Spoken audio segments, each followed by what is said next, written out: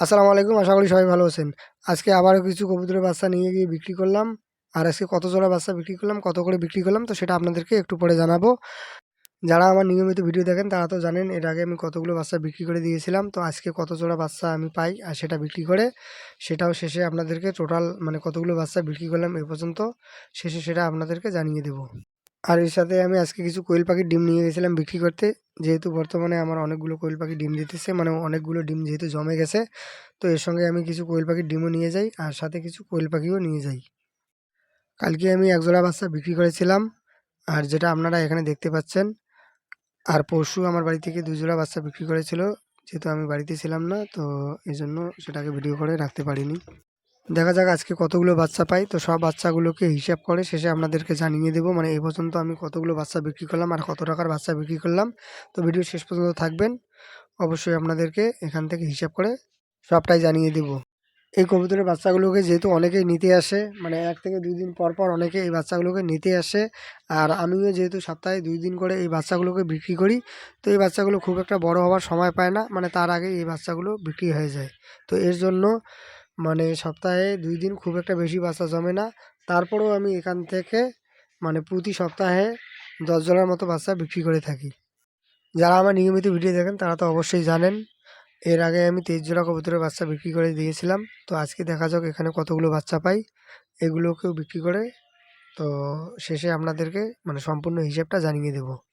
কয়েকজন আমাকে কমেন্ট করেছিল আমার এই কবুতরগুলো পালন সম্পর্কে। তো এক ভাই আমাকে কমেন্ট করেছিল আমি এই কবুতরগুলোকে ওষুধ খাওয়াই কি না?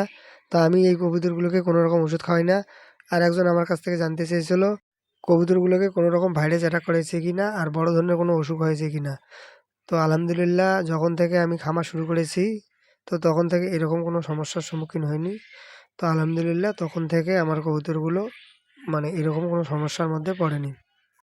আরেক ভাই আমাকে কমেন্ট করে জানতে চেয়েছিল কবুতরগুলোকে কী খাবার দেই? তো আমি আমার এই কবুতরগুলোকে ধান, গম, সরিষা, তো এই মূলত এই ৩ টা খাবার দেই। তো যদিও বা অনেকবার বলেছিলাম, তো যেহেতু কমেন্ট করেছে বা অনেকে আবার নতুন করে হয়তো ভিডিওটা দেখবে, এজন্য আবারও বললাম। আগেই যেহেতু আপনাদেরকে বলেছিলাম যে কাল আর পরশু যেহেতু আমি কিছু এখান থেকে বাচ্চা বিক্রি করেছিলাম, তো সেই হিসেবে আজকে যে বাচ্চাগুলো তো তুলনামূলক একটু ছোট। তো খুব একটা ছোট না, মোটামুটি আর কি সামান্য পরিমাণে একটু ছোট। আর এই জন্য আজকে বাচ্চার পরিমাণটা কম মনে হচ্ছে, যেহেতু ২ থেকে ৩ দিন আগে আমি বাচ্চাগুলো বিক্রি করে দিয়েছিলাম। তো অনেকগুলো বাচ্চা যেহেতু বিক্রি করেছিলাম, আর এই জন্য আজকে একটু কম বাচ্চা মনে হচ্ছে।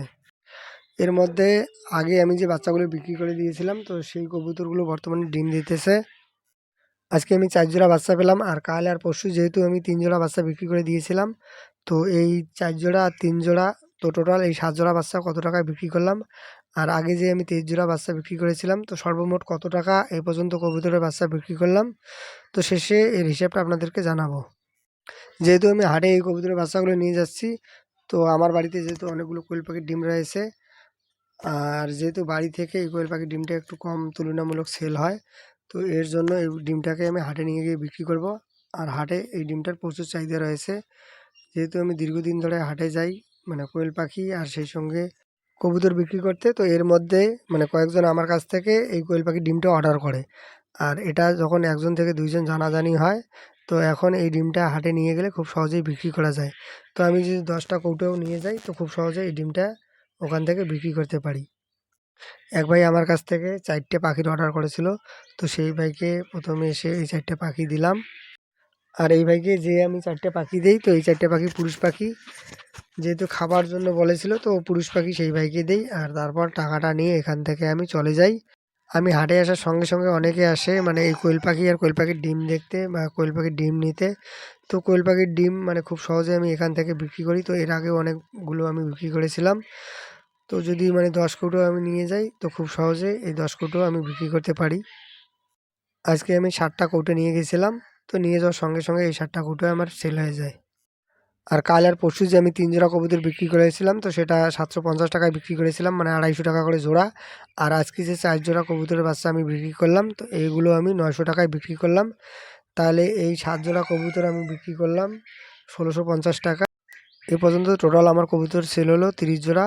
তো এগুলো আমি ২৫০ থেকে ৩০০ টাকায় বিক্রি করেছিলাম। তো সেই হিসেবে মানে ২৫০ টাকাও যদি ধরি, তাহলে ৭৫০০ টাকা।